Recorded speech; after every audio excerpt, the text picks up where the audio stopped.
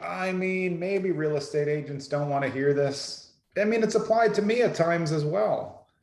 I want to tell you where real estate agents are failing their clients. Maybe it will surprise you. Maybe it won't. Maybe you need to hear this. Maybe you need to check on your agent. Maybe your agent's actually doing the right thing and you just don't like what they have to tell you. But where they're failing them is really in the same part. It's basically honesty and straightforwardness. And it's not because the agents are liars or they don't want to tell the truth. It's that they don't want to rock the boat of the relationship because it's so tenuous. Someone can just go and hire another real estate agent at any time. So because of that, real estate agents kind of let clients walk all over them. I mean, this is true. They say, oh, this house stinks because, there's a one pull drawer in the kitchen that doesn't match the rest. And then you look around and you're like, well, I mean, everything else is exactly what you want. So you're focused on one thing. I mean, look, and there's times when this could be relevant, that you may suspect that one thing leads to another inside the house. But what I'm saying is when you have a client in this climate and in this like market that is steaming hot, and the client says to you as a buyer's agent, oh, well, I'm never going to bid over asking price.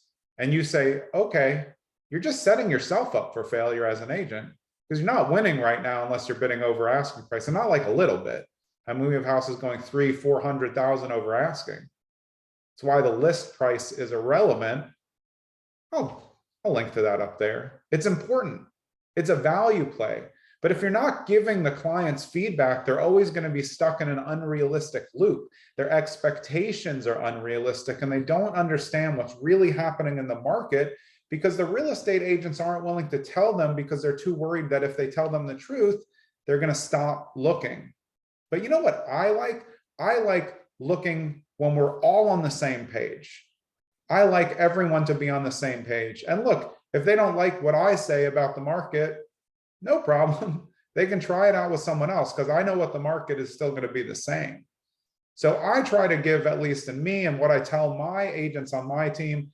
My name is Jonathan Green. I run a team called Streamline Properties on Market, brokered by eXp Realty. We're all over the state of New Jersey. And what I try to train my agents to do is to be very upfront about the market. Like if you have 500,000 and that's your top, you shouldn't be looking at $499,000 homes because those are going to sell for 550 or 600 in most of these markets.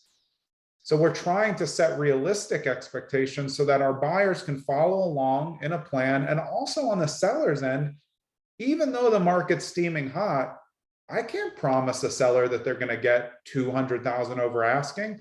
I can only show the seller the comparable sales, help them with what I think is a competitive list price, which comparatively is going to be higher than most people, and say, is this a number you're willing to accept?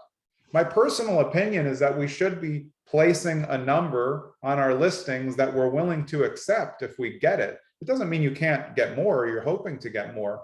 But what if you just get, if you price it at $599 and you're hoping to get $850 and you get like 6 offers at $650 because that's what the value is, it's very hard for all the agents in that situation to say, we just got you 100,000 over your asking price and now you want me to counter a 200,000 over asking price? I mean, that's silly. So that's just not knowing the market. I mean, it's not happening that much. But again, agents are too worried about losing clients, so they're not giving the real advice. So like for me on our listings, when I see feedback that comes in and I read the feedback and I'm like, that doesn't really make sense.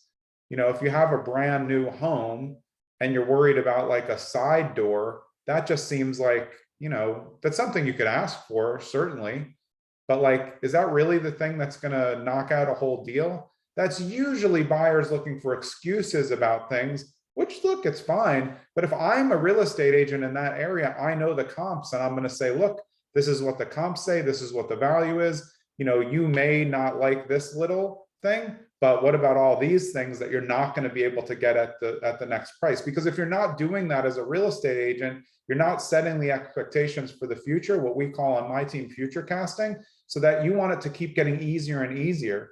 because you're going to make offers and you're going to lose offers, but you want them to understand each time how they're offering, how we do the data, why the list price doesn't matter, and where we can get in the situation. So look, there's a lot of great real estate agents out there who have very good relationships with their buyers, but we have to be clear that a lot of real estate agents are always so scared of losing the commission that they just let buyers and sellers tell them anything. They list at any price. They tell them they can achieve anything as a buyer, and that doesn't make it an easy transaction. That actually is what sets you up for failure in the future if you set unrealistic goals, because the only person that they're going to blame in that scenario is you, the real estate agent.